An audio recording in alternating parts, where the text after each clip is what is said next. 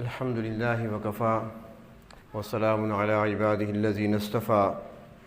اللہم صلی علی سیدنا محمد وعلی آل سیدنا محمد وبارک وسلم۔ گزشتہ ہفتہ مسجد میں داخل ہوتے وقت جو دعا پڑھی جاتی ہے اسی سے متعلق کچھ عرض کیا تھا، اور ساتھ ہی یہ بھی کہ نبی اکرم صلی اللہ علیہ وسلم نے امت کو جو دعائیں سکھائی ہیں، جو تعلیم دی ہیں، اگر ان دعاؤں کو سمجھ لیا جائے اور سمجھ کر پڑھا جائے تو لمبے چوڑے وظائف پڑھنے کی ضرورت ہی نہیں رہتی۔ مختصر کلمات، مختصر الفاظ اور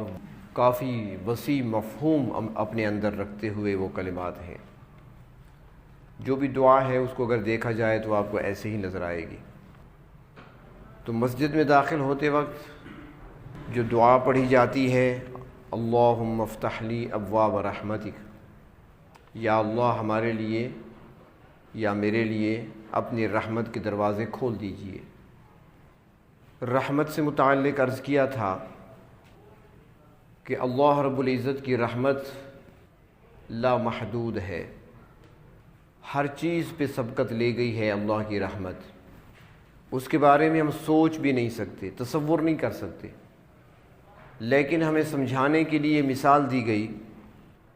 تاکہ بات آسانی سے کوئی سمجھ سکے۔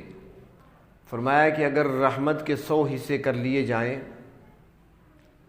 تو ایک حصہ رحمت کا، 100 میں سے ایک حصہ اللہ رب العزت نے اس دنیا پہ نازل فرمایا ہے، اور اسی ایک حصے کی برکت ہے، وہ ایک حصہ ہی رحمت ہے کہ سورج ہمیں روشنی دے رہا ہے، چاند کی ہم چمک لے رہے ہیں، ستاروں کی روشنی حاصل کر رہے ہیں، آسمان زمین پر نہیں گرتے، زمین اپنی جگہ سے ہلتی نہیں ہے، زمین ہمیں سبزہ دے رہی ہے،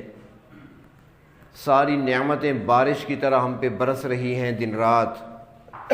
اور آپس کی محبتیں، آپس کی الفتیں، خاندانوں کا جوڑ، آپس کی صلہ رحمی انسانوں میں، پھر جانوروں میں، پرندوں میں، یہ سارا جو کچھ بھی ہے یہ اس رحمت کا ایک حصہ کار فرما ہے۔ تو جس کے لیے رحمت کے دروازے کھل جائیں تو پھر اس کا مقام کیا ہوگا؟ تو ہمیں سکھایا گیا کہ مسجد میں داخل ہوتے وقت اللہ تعالیٰ سے سوال کیا کرو، اللہم افتح لی ابواب رحمتک، یا اللہ میرے لیے اپنی رحمتوں کے دروازے کھول دیجئے۔ اور پھر مسجد سے جب انسان نکلتا ہے تو اس وقت ہمیں دعا سکھائی گئی، اللہم انی اسألک من فضلک و رحمتک، یا اللہ میں آپ سے سوال کرتا ہوں آپ کے فضل کا اور رحمت کا۔ داخل ہوتے وقت صرف رحمت کا ذکر تھا، اور نکلتے وقت رحمت کے ساتھ فضل کا بھی ذکر ہے۔ نکلنے کا طریقہ یہ ہے کہ مسجد سے بایاں قدم پہلے باہر نکالا جائے، اپنے بائیں جوتے کے اوپر رکھ دیا جائے، اور پھر دایاں قدم جوتے میں پہلے داخل کیا جائے، اس کے بعد پھر بایاں قدم جوتے میں داخل کیا جائے۔ یہ ایک مسنون عمل ہے، جوتے بھی پہن لیے، ثواب بھی آپ نے سنت کو زندہ کرنے کا حاصل کر لیا۔ تو اس وقت یہ دعا پڑھی جاتی ہے، پہلے درود شریف پڑھ لیں، بہتر تو یہ ہے اگر کسی کو کلمات یاد ہیں تو بسم اللہ والصلاۃ والسلام علی رسول اللہ، اللہم انی اسألک من فضلک و رحمتک، یا اللہ میں سوال کرتا ہوں آپ سے آپ کے فضل کا اور رحمت کا۔ دو چیزیں مانگی گئی ہیں، فضل اور رحمت۔ فضل کیا ہے؟ فضل کا معنی مہربانی بھی ہوتا ہے، ہمارے ہاں بھی یہ لفظ استعمال ہوتا ہے، مہربانی۔ اور فضل کا استعمال اکثر قرآن حکیم میں روزی کے لیے استعمال ہوا ہے، رزق کے لیے، جیسا کہ سورۃ الجمعہ میں فرمایا، نماز جمعہ کا حکم دیا کہ جمعہ کے لیے اذان ہو جائے تو سارے کام چھوڑ دو، دوڑو اللہ کی یاد کی طرف، مسجد کی طرف آؤ۔ نماز جمعہ ہو گئی تو فرمایا فانتشروا فی الارض وابتغوا من فضل اللہ، اب زمین میں پھیل جاؤ اللہ کا فضل تلاش کرو، یعنی روزی تلاش کرو۔ تو فضل بمعنی روزی، اگر اس کو وسعت دی جائے تو آپ یوں کہہ سکتے ہیں کہ اسباب معیشت، معیشت کے لیے اسباب کا اختیار کرنا، جتنے بھی اسباب ہیں۔ تو جب بندہ مسجد سے نکلتا ہے تو عبادت سے فارغ ہوا، اللہ رب العزت کے دربار میں حاضری کے لیے بلایا گیا تھا، اس نے وہ حاضری دے دی ہے، اب وہ باہر نکل رہا ہے، تو اس وقت بندہ اللہ رب العزت کی بارگاہ میں عرض کرتا ہے میرے پروردگار، مسجد میں آیا تھا، یہاں پر کوئی کام نہیں تھا سوائے آپ کی یاد کے، نماز پڑھنے آیا تھا، ذکر کرنے آیا تھا، تلاوت کرنے آیا تھا، اللہ آپ کو یاد کرنے آیا تھا، اب جب میں باہر نکل رہا ہوں تو اے پروردگار اب میں نے اسباب معیشت کو اختیار کرنا ہے، اب میں نے روزی کمانی ہے، اب میں نے دوبارہ دکان اپنی کھولنی ہے، میں نے کاروبار کرنا ہے، اور دوسرے معاملات بھی اگر اس کو مزید وسعت دی جائے تو یہ باقی معاملات بھی اس میں آ جاتے ہیں۔ میرے پروردگار اب میں نے بیماروں کی عیادت بھی کرنی ہے، میں نے رشتہ داروں سے ملاقات بھی کرنی ہے، اہل ایمان سے میں نے ملنا بھی ہے، لوگوں کے ساتھ میں نے رابطہ بھی کرنا ہے، میں نے دوسرے کام بھی کرنے ہیں، تو اے میرے پروردگار جس طرح مسجد میں آپ کی رحمت کا محتاج تھا، مسجد سے باہر بھی آپ کی رحمت کا محتاج ہوں۔ اللہم انی اسألک من فضلک، یا اللہ اب میں آپ سے فضل مانگتا ہوں، روزی آپ سے طلب کرتا ہوں، اسباب میں نے اختیار کرنے ہیں، روزی آپ نے دینی ہے، رزق آپ نے عطا کرنا ہے، تو اے میرے پروردگار مجھے روزی بھی عطا فرما، مجھے توفیق عطا فرما تاکہ میں بیماروں کی عیادت کر سکوں، دوسروں کے کام آ سکوں، کمزوروں کا بوجھ اٹھا سکوں، صلہ رحمی کر سکوں، کیونکہ سارے دنیا کے کام تو ہم نے کرنے ہیں مسجد سے باہر نکل کر۔ تو ساتھ ہی بندہ کہتا ہے وَرَحْمَتِكَ اللہ، روزی کمانا ہو یا بیمار کی بیمار پرسی کرنا ہو، صلہ رحمی کرنی ہو یا اہل ایمان سے ملاقات کرنی ہو، میں نے دنیاوی کاروبار کرنا ہو یا اپنے گھر کے افراد کے ساتھ میں نے تعلق رکھنا ہو، اللہ ہر کام میں اپنی رحمت میرے شامل حال رکھنا۔ یعنی جب رحمت شامل حال ہوگی تو پھر روزی کے اندر برکت بھی آئے گی، روزی حلال کی بھی آئے گی۔ اللہ کی جب رحمت شامل حال ہوگی تو پھر رزق حلال کا ہوگا، حرام کا نہیں ہو سکتا، تو پھر روزی حلال کی آئے گی، پھر کسی کو دھوکہ نہیں دیا جا سکے گا، کسی کے ساتھ ملاوٹ والا معاملہ نہیں ہوگا، کسی کے سامنے جھوٹ نہیں بولا جا سکے گا، کسی ایمان والے کے ساتھ غلط بات نہیں کی جا سکے گی اگر اللہ رب العزت کی رحمت شامل حال ہوگی۔ تو اے میرے پروردگار میں نکل رہا ہوں مسجد سے، آپ کے گھر سے نکل رہا ہوں، اب اپنی رحمت میرے شامل حال فرما دینا تاکہ ہر قدم پر آپ کی رحمت میرے ساتھ رہے۔ تو جب بندہ یہ سوال کرتا ہے اور اللہ تبارک و تعالیٰ کی رحمت بندے کے شامل حال ہو جاتی ہے تو پھر اس بندے سے غلطی نہیں ہوتی، پھر وہ بندہ گناہوں سے بچا رہتا ہے، پھر اس کی نظروں کی حفاظت بھی ہوتی ہے، اس کے قدموں کی حفاظت بھی ہوتی ہے، اس کی زبان کی حفاظت بھی ہوتی ہے، اس کے کانوں کی حفاظت بھی ہوتی ہے، کیونکہ اس نے اللہ سے سوال کر لیا اور اللہ رب العزت سے رحمت کا سوال کر لیا۔ جب رحمت شامل حال ہو گئی تو کوئی پھر ایسا کام اس سے نہیں ہو سکتا جو اللہ رب العزت کے غضب کا ذریعہ بننے والا ہو۔ اور جو انسان کمانے کے لیے جاتا ہے، اسباب معیشت کے اختیار کرتا ہے، تو پروردگار عالم اس کے اندر بھی مدد فرماتے ہیں، پھر اس میں حرام شامل نہیں ہو سکتا، پھر وہ بندہ جھوٹ سے بچتا ہے۔ ہمارے اکابرین کا تو یہ حال تھا کہ لکھا ہے کتابوں میں کہ ایک بزرگ گزرے ہیں، حضرت یونس بن عبید رحمۃ اللہ علیہ، تاجر تھے، بہت بڑی دکان تھی ان کی بغداد میں، بہت بڑا کاروبار تھا ان کا، تجارت کیا کرتے تھے۔ ان کے ساتھ دکان پہ ان کا بھتیجا بھی ہوا کرتا تھا، جب وہ کہیں جانے لگتے تو پھر وہ بھتیجے کو بٹھا دیا کرتے تھے۔ ایک مرتبہ نماز کا وقت ہوا تو وہ ذرا نماز کے لیے اذان سے پہلے اٹھ جاتے تھے، دکان سے جلدی سے مسجد پہنچ جاتے، اور بھتیجا ان کا بعد میں آتا جب جماعت کا ٹائم ہوتا، تو بھتیجے کو بٹھایا، خود مسجد کی طرف چل پڑے۔ مسجد آئے، نماز پڑھی، اور نماز پڑھنے کے بعد جب فارغ ہوئے تو باہر نکلے تو ایک مسافر کو دیکھا کہ اس نے ایک خوبصورت جبہ پہنا ہوا ہے، جب دیکھا تو سمجھ گئے کہ یہ تو میری دکان کا ہے۔ اس سے پوچھا کہ بھائی جان یہ آپ نے ابھی لیا ہے؟ اس نے کہا جی ابھی لیا ہے۔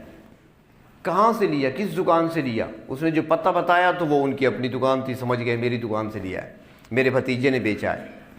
پوچھا کتنے کا لیا ہے؟ اس نے کہا جی 400 درہم پہ۔ فرمایا واقعی 400 درہم پہ لیا؟ اس نے کہا جی 400 درہم کا لیا ہے۔ کہا ٹھیک ہے آپ نماز پڑھیں، میں باہر آپ کے انتظار میں کھڑا ہوں، دوبارہ چلتے ہیں اکٹھے دکان پہ۔ وہ مسافر تھا، اس نے کہا ٹھیک ہے پتہ نہیں کیا بات ہوگی۔ اس نے نماز پڑھی، نماز پڑھنے کے بعد جب وہ مسجد کی سیڑھیاں اترا تو یہ کھڑے ہوئے تھے انتظار میں، یونس بن عبید رحمۃ اللہ علیہ۔ انہیں ہاتھ سے پکڑا، چہرے پر غصے کے آثار ہیں، سیدھا اپنی دکان پہ آئے، بھتیجے سے پوچھا کہ یہ آپ نے بیچا ہے؟ اس نے کہا جی میں نے دیا ہے۔ کتنے کا دیا؟ اس نے کہا 400 درہم کا۔ کیوں؟ میں نے تمہیں کیا قیمت بتائی تھی؟ اس نے کہا آپ نے کتنی بتائی تھی؟ انہوں نے کہا میں نے تمہیں بتایا تھا کہ یہ 200 درہم کا ہے، جب میں قیمت تمہیں بتا چکا ہوں تو تم نے ڈبل قیمت پر کیوں بیچا؟ 400 درہم کا اسے کیوں دیا؟ وہ گاہک جو تھا، جو خریدار تھا، وہ تاجر مسافر، وہ سمجھ گیا۔ اس نے کہا حضرت آپ ناراض نہ ہوں، ہمارے ہاں ہمارے علاقے میں یہ 500 کا ملتا ہے،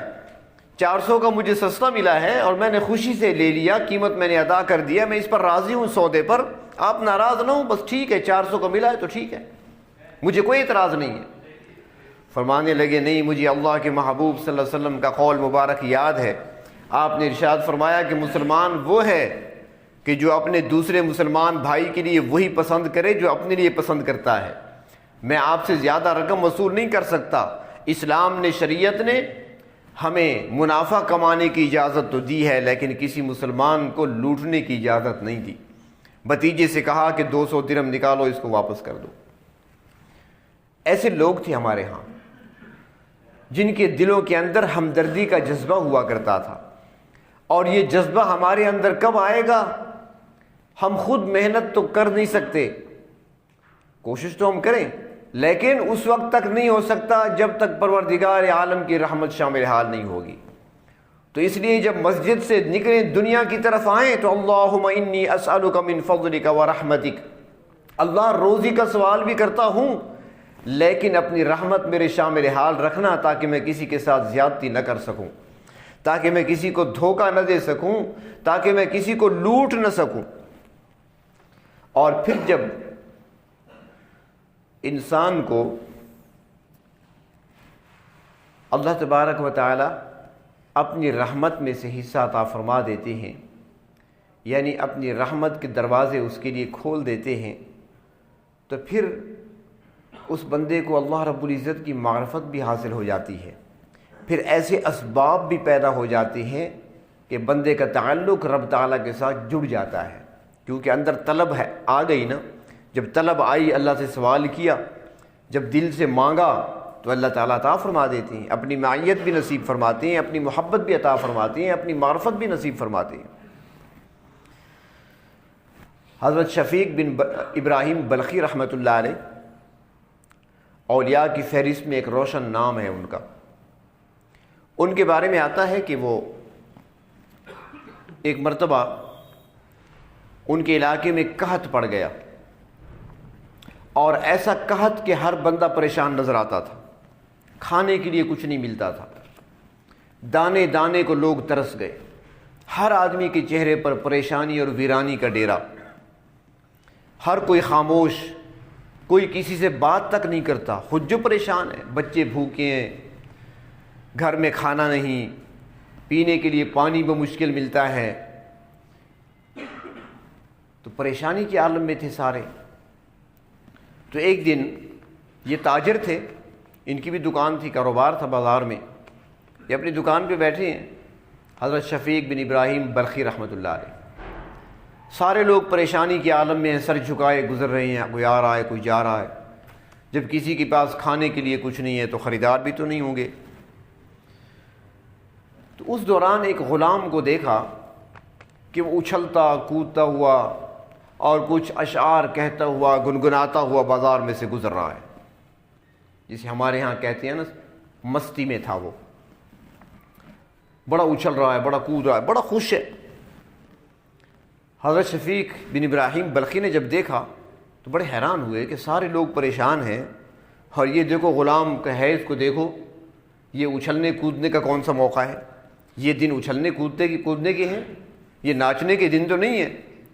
بلایا اسے، اے جوانی کیا کر رہے ہو تم؟ لوگوں کے چہروں کو دیکھو، لوگ کتنے پریشان ہیں اور تم خوشی منا رہے ہو، کس بات کی خوشی؟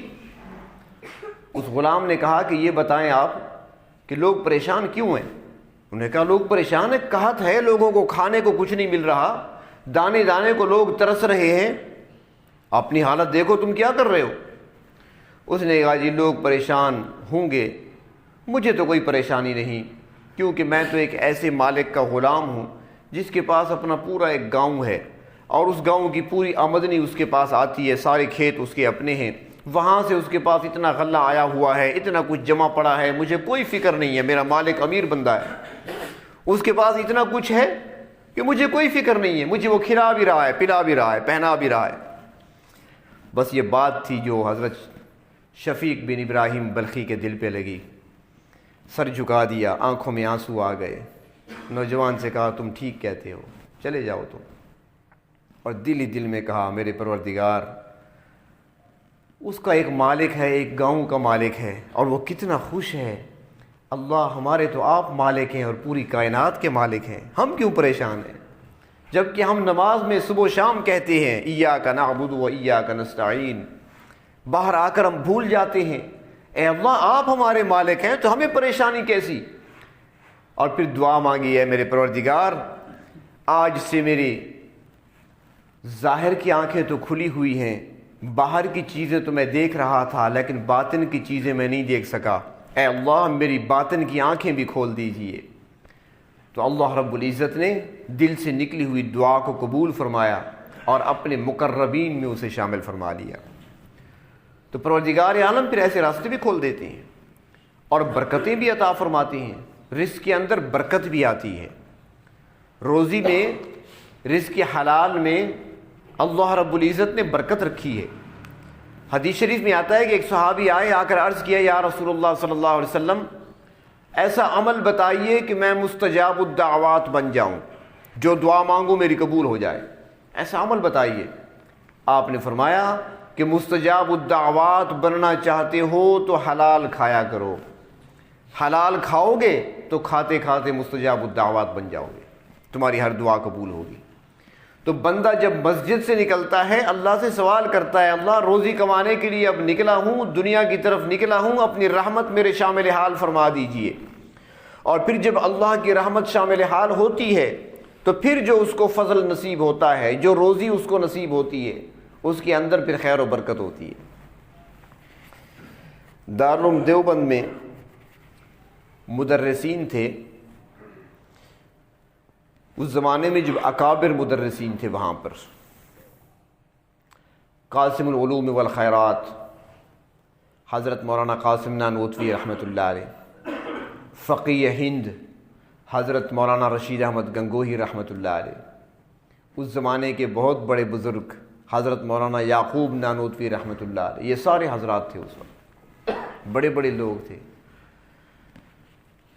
آسمان ولایت اور آسمان علم کے روشن اور چمکتے ستارے۔ اس زمانے میں ایک وہاں پر بزرگ رہتے تھے، عبداللہ ان کا نام تھا، شاہ جی عبداللہ انہیں کہا کرتے تھے، غریب آدمی تھے، وہ روزانہ صبح کی نماز پڑھ کر جنگل کی طرف چلے جاتے اور جو قدرتی گھاس ہوتی ہے جنگل میں وہ کاٹتے اور آ کر بیچ دیتے بازار میں، بس یہ ان کا معمول تھا۔ اور ان کے گھاس کے خریدار بہت ہوتے تھے کہ ان کا گھاس جو ہوتا ہے اس کے اندر بڑی برکت ہوتی ہے، تو وہ گھاس لے کر آتے اور آ کر بیچتے، تو کافی لوگ انتظار میں ہوتے تھے کہ کب شاہ جی آئیں گے گھاس لے کر، تو ان کی جو گٹھری ہوتی تھی نا، بہت سے لوگ کھڑے ہوتے، جو سب سے پہلے اس پر ہاتھ رکھ دیتا بس اسی کو دیتے، ہاں بھائی پیسے دو اور لے جاؤ، اور قیمت ان کی مقرر تھی پہلے سے، نہ کم لینی ہے نہ زیادہ لینی ہے، 4 آنے لینے ہیں بس، نہ 4 آنے سے کم نہ زیادہ۔ اور 4 آنے جب ملتے تو کیا کرتے روزانہ؟ ایک آنا اپنے لیے، ایک آنا صلہ رحمی کرتے ہوئے اپنی بیٹی کو دیتے تھے تاکہ صلہ رحمی کا اجر بھی روزانہ ملتا رہے، کہاں ان کی نظر ہوا کرتی تھی۔ ایک آنا غریبوں مسکینوں کو دیتے تاکہ صدقہ خیرات بھی ہوتا رہے، اور ایک آنا وہ رکھ لیتے تھے علماء دیوبند کے لیے۔ 4 آنے اس طریقے سے روزانہ ان کے استعمال میں تھے۔ ایک آنا اپنے اوپر خرچ کرتے، کھانے پینے کی چیزیں لے لی، ایک آنا بیٹی کو دیا، ایک صدقہ خیرات کر دیا، ایک رکھ دیا۔ جب وہ پیسے کچھ جمع ہو جاتے تھے تو پھر وہ پیسے اٹھا کر دارالعلوم آ جاتے اور حضرات اکابرین کی خدمت میں بیٹھ کر عرض کرتے کہ حضرت یہ تھوڑے سے میرے پاس پیسے جمع ہوئے ہیں، اب مجھے پکانا وغیرہ تو آتا نہیں ہے، میں نہیں پکا سکتا، اور نہیں خریداری مجھے طریقہ آتا ہے، بس آپ یہ قبول کر لیں اور خود ہی پکا لینا اور کھا لینا۔ جیسے ہم کہیں کسی کو ہاں بھائی صحبت بنا لیں اور کھا لیں، کہتے نہیں ہیں ہم کسی کو ایسے۔ ہاں میرے خیال میں آپ میں سے کسی نے نہیں کہا ہوگا یہ پیسے لے لو بنا لو اور کھا لو، کہا ہے کبھی کسی نے؟ تو وہ دے جاتے پہ بنائیں، کھانا بنائیں اور کھائیں۔ تو جب وہ رقم آتی تھی تو اکابرین خوش ہو جاتے تھے، خوش ہو جاتے تھے۔ مولانا یعقوب نانوتوی کو بلاتے کہ حضرت یہ آپ کا کام ہے، وہ یہ کام بخوبی کرتے تھے، پکانے کا بھی، جس طرح ہمارے مفتی عبد الماجد ہیں تو وہ پکانے کا کام، سودا خریداری کا کام اچھے طریقے سے کر لیتے تھے، تو ان کو پیسے دیتے تھے۔ وہ ان کے بارے میں آتا ہے کہ وہ پہلے غسل کرتے، مولانا یعقوب نانوتوی پہلے غسل کرتے، کپڑے تبدیل کرتے، پھر پیسے لیتے، بازار جاتے، سودا لے کر آتے، اپنے ہاتھ سے پکاتے، اور جب تیار ہو جاتا کھانے کے لیے بیٹھتے تھے، دوبارہ مولانا یعقوب نانوتوی غسل کرتے اور غسل کر کر دوبارہ آتے دسترخوان پر کھانا لگاتے، ساتھ بیٹھ کر کھاتے۔ تو وہ اکابرین علماء فرماتے ہیں کہ ہمیں شاہ جی عبداللہ کے پیسوں کا اور اس کی طرف سے دعوت کا انتظار ہوتا تھا، کیونکہ جب ان کی دعوت کھا لیتے تھے 1 مہینے تک ہمارا باطن روشن ہوتا تھا، ہماری نوافل کے اندر نور کی بارش ہوا کرتی تھی، ہم تلاوت کرتے، قرآن پاک کھولتے تو ہمارے سامنے کئی نکات کھلا کرتے تھے، ہم جب پڑھانے کے لیے بیٹھتے تو ایسے ورود ہوتا تھا، علوم کی بارش ہوتی تھی کہ سمجھ نہیں آتی تھی کہ علم کہاں سے آ رہا ہے۔ فرمایا 1 مہینے تک ہم وہ اثر محسوس کیا کرتے تھے اپنے اندر۔ تو یہ کیا تھا؟ رزق حلال کی برکت تھی، اور تو کچھ نہیں تھا اس میں، حلال تھی روزی، اس کی کمائی حلال کی تھی، تو اس کا یہ اثر تھا اور یہ انوارات تھے اس کے اندر۔ تو اس لیے جب مسجد سے ہم نکلتے ہیں تو نکلتے وقت ہمیں سکھایا گیا کہ تم مانگ لیا کرو، اپنی محنت تو تمہاری کمزور ہوگی، زیادہ کوشش نہیں کر سکو گے، اللہ سے رحمت کا سوال کر لو، روزی کا سوال تو کرو، ساتھ رحمت بھی مانگو۔ اللہم انی اسألک من فضلک ورحمتک، یا اللہ میں آپ سے آپ کے فضل کا بھی سوال کرتا ہوں۔ اب میں نے اسباب معیشت کو اختیار کرنا ہے، اب میں نے روزی کمانے کے لیے نکلنا ہے، اب مسجد سے باہر نکل آیا ہوں، دنیا کے معاملات میں مشغول ہونے کا میرا وقت ہے، اے پروردگار قدم قدم پر اپنی رحمت میرے شامل حال فرما دے۔ تو جب بندہ اللہ تبارک و تعالیٰ سے اس انداز سے سوال کرتا ہے اور اللہ تعالیٰ سے مانگ لیتا ہے تو پروردگار عالم کی رحمت شامل حال ہوتی ہے، پھر بندے کو جو روزی ملتی ہے وہ بھی حلال کی ملتی ہے، پھر بندے کی حفاظت ہوتی ہے تو وہ بھی اللہ کی طرف سے ہوتی ہے، جسم کی بھی حفاظت ہوتی ہے، نظروں کی حفاظت، کانوں کی حفاظت، زبان کی حفاظت، بندہ جھوٹ سے بچتا ہے، بندہ پھر غیبت سے بچتا ہے، بندہ پھر کسی کو دھوکہ دینے سے بچتا ہے، اور بندے کے صرف جان کی حفاظت نہیں ہوتی بلکہ رحمت شامل حال ہو گئی تو بندے کے مال و اسباب کی بھی حفاظت ہوتی ہے۔ اور حفاظت بھی اللہ تعالیٰ کیسے کرتے ہیں وہ لکھا ہے کتابوں میں۔ یہ ایک مرتبہ بصرہ کے بازار میں ایک مسجد تھی، جامع مسجد تھی، بہت بڑی مسجد، اور ویسے بھی بازاروں میں تو رش لگا رہتا ہے، بصرے کا بازار تھا، مارکیٹ تھی بہت بڑی، منڈی تھی بہت بڑی، اور پھر عصر کی نماز کا وقت تھا، اور یہ وقت تو خاص طور پر رش کا وقت ہی ہوتا ہے، اس زمانے میں بھی ایسا ہوتا تھا، آج کل بھی ایسا ہوتا ہے، تو کافی بھیڑ ہوتی ہے بازار میں۔ تو اس وقت مسجد میں نماز کا وقت ہوا، عصر کی نماز کا، تو حضرت حسن بصری رحمۃ اللہ علیہ مسجد کی طرف روانہ ہوئے، اور مسجد اونچی بنی ہوئی تھی، سیڑھیاں چڑھنا پڑتا تھا۔ تو حضرت جب سیڑھیوں پہ پہنچے تو دیکھا کہ سیڑھیوں کی دیوار پر ایک پوستین پڑی ہوئی ہے، یوں سمجھیں آج کل کے زمانے میں کوٹ پڑا ہوا ہے۔ تو انہوں نے دیکھا تو پہچان گئے کہ یہ پوستین تو میں نے اللہ کے ولی حضرت حبیب عجمی رحمۃ اللہ علیہ کی دیکھی تھی، یہ تو ان کی ہے۔ تو اللہ کے بندے یہاں رکھ کر چلے گئے ہیں، یہ تو بازار ہے، بازار میں تو ہر قسم کے لوگ ہوتے ہیں، چور بھی ہوتے ہیں، ڈاکو بھی ہوتے ہیں، شریف بھی ہوتے ہیں، بدماش بھی ہوتے ہیں، کوئی اٹھا کر لے جائے گا، قیمتی چیز ہے، ایسے رکھ کر چلے گئے۔ اب یہ کھڑے ہیں کہ آئیں گے تو میں انہیں کہوں گا کہ حضرت ایسے نہ کیا کریں۔ اب یہ کھڑے ہیں، کچھ دیر کے بعد دیکھا کہ حبیب عجمی رحمۃ اللہ علیہ اپنا چہرہ پونچھتے ہوئے آ رہے ہیں وضو کر کے۔ جب وہ قریب آئے تو انہوں نے فرمایا کہ حبیب یہ کیا کیا آپ نے؟ اتنی قیمتی چیز ہے آپ نے سیڑھیوں کی دیوار پہ ڈال دی، یہاں پر راستے میں ڈال دی ہے، کوئی اٹھا کر لے جائے گا؟ کوئی بھی اٹھا سکتا ہے، بازار ہے، یہاں تو ہر قسم کے لوگ ہوتے ہیں، سارے نمازی تھوڑے ہوتے ہیں، اور نمازیوں کے جوتے اٹھانے والے لوگ بھی تو ہوتے ہیں۔ یہ قیمتی چیز ہے، کوئی اٹھا کر لے جاتا، آپ نے کیوں چھوڑ دیا اسے یہاں پہ؟ اب جو جواب دیا نا وہ جملہ ذرا بڑا عجیب ہے، ذرا توجہ رکھیں گے تو سمجھ آئے گی۔ حبیب عجمی جواب میں کہنے لگے کہ حسن، میں نے جس ذات کے بھروسے پہ پوستین رکھی تھی وہ ذات اتنی عظیم ہے کہ آپ جیسے لوگوں کو نگرانی کے لیے کھڑا کر دیا، آپ سے نگرانی کرا دیا، آپ کھڑے ہیں انتظار میں، اس کا خیال کیے ہوئے۔ تو پروردگار عالم کی رحمت جب شامل حال ہوتی ہے تو رب تعالیٰ پھر اسباب کی اور مال کی بھی حفاظت کرتے ہیں، اور پھر ایسے انداز سے فرماتے ہیں کہ انسان کی سوچ بھی نہیں ہوتی۔ تو اس لیے مسجد سے نکلتے وقت جب ہم قدم باہر رکھیں تو یہ کلمات ادا کریں، تو یہ ساری چیزیں ہمارے ذہن میں ہونی چاہیے۔ صرف رٹے رٹائے جملے نہ پڑھا کریں،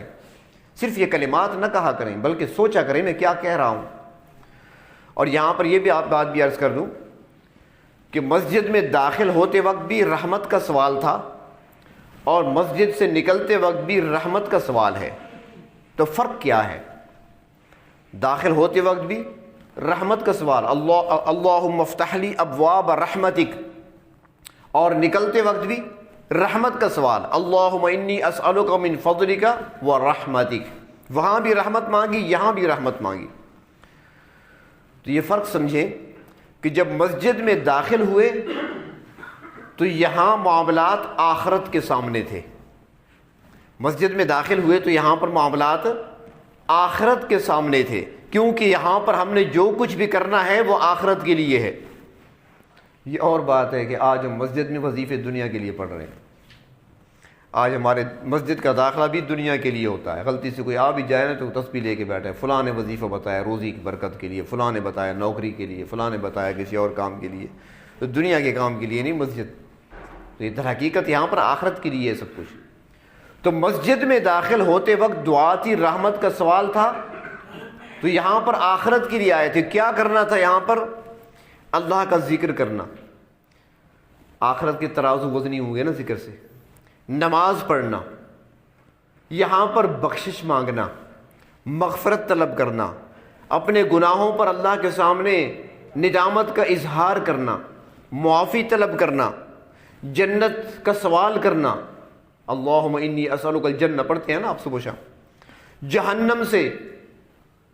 خلاصی کا سرٹیفکیٹ مانگنا، اللہم اجرنا من النار، صبح شام بتایا گیا ہمیں پڑھا کرو۔ تو یہ چیزیں یہاں پر مانگنی تھی، تو آخرت کے معاملات تھے سارے۔ جب یہاں پر ہم آئے ہم نے مانگا اللہ رحمت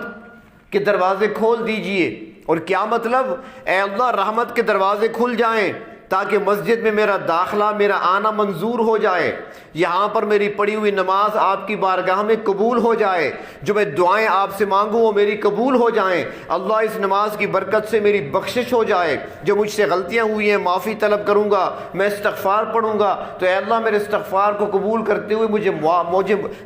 معافی مل جائے، مجھے جنت اور اہل جنت میں شامل کر لیا جائے، مجھے اہل جہنم سے اور اہل جہنم کے اعمال سے بچا لیا جائے۔ تو یہاں پر آخرت کے بارے میں سب کچھ لینا تھا، تو یہاں بھی رحمت کا سوال کیا، اللہ اپنی رحمت کے دروازے کھول دیجئے تاکہ ہر نفع کی چیز مل جائے، ہر نقصان کی چیز سے بچ جاؤں۔ اور جب نکلنے لگے تو پھر رحمت کا سوال کیا، تو وہ دنیا کے معاملات تھے۔ وہاں پر کاروبار ہے، وہاں پر معیشت ہے، وہاں پر معاشرت ہے، وہاں پر صلہ رحمی ہے، وہاں پر تعلقات ہیں، وہاں پر میل جول ہے، وہاں پر رشتہ داریاں ہیں، وہاں پر دوستیاں ہیں، دنیاوی سارے معاملات ہیں۔ تو نکلتے وقت رحمت مانگی ہے دنیا کے لیے، مسجد میں داخل ہوتے وقت رحمت کا سوال کیا ہے آخرت کے لیے۔ تو دونوں جگہ پر رحمت کا ہی سوال کیا ہے۔ اللہ تبارک و تعالی ہم سب کے لیے اپنی رحمتوں کے دروازے کھول دیں تاکہ ہمیں دنیا کے اندر بھی راحتیں نصیب ہوں، روزی بھی حلال کی نصیب ہو، برکت والی نصیب ہو، اور عمر بھی برکت والی ملے، اور ہر اس کام سے تاکہ ہم بچ سکیں جو اللہ رب العزت کی ناراضگی کا سبب بننے والے ہیں، اور ہر وہ کام کر سکیں آسانی سے جو اللہ رب العزت کو راضی کرنے والے ہیں۔ اور جب مسجد میں داخل ہوتے ہیں تو وہاں پر ہم نے دعا پڑھ لی تو ہمارے لیے پروردگار عالم رحمت کے دروازے کھول دیں تاکہ ہماری یہ عبادات سیدھا اللہ تک پہنچ سکیں، اور پروردگار عالم ہماری عبادات کو، ہمارے ذکر و اذکار کو، ہمارے مسجد میں گزرے ہوئے اوقات کو اپنی بارگاہ میں قبول فرما لیں۔ الہی کر عطا مجھ کو بدن ہو جائے پاکیزہ، الہی کر عطا مجھ کو بدن ہو جائے پاکیزہ، میں تیری یاد میں ہر پل رہوں نم دیدہ نم دیدہ، میں تیری یاد میں ہر پل رہوں نم دیدہ نم دیدہ، میں ایک انسان ہوں یا رب، خطا ہونا تو فطرت ہے، میں ایک انسان ہوں یا رب، خطا ہونا تو فطرت ہے، کہ انسان ہو ہی جاتا ہے، کہ انسان ہو ہی جاتا ہے، کبھی لغزیدہ لغزیدہ، کہ انسان ہو ہی جاتا ہے، کبھی لغزیدہ لغزیدہ، غرض کچھ بھی نہ ہو مجھ کو، زمانہ سوچتا کیا ہے، غرض کچھ بھی نہ ہو مجھ کو، زمانہ سوچتا کیا ہے، جو بن جاؤں فقط تیرا، جو بن جاؤں فقط تیرا، پسندیدہ پسندیدہ، جو بن جاؤں فقط تیرا، پسندیدہ پسندیدہ، کوئی تحریک کے نہ دے دے کہ ہم تیرے ہی بندے ہیں، کوئی تحریک کے نہ دے دے کہ ہم تیرے ہی بندے ہیں، جمیل اب ہو گئے مسلم، جمیل اب ہو گئے مسلم، سبھی خوابیدہ خوابیدہ، میں تیری یاد میں ہر پل رہوں نم دیدہ نم دیدہ، الہی کر عطا قربت بدن ہو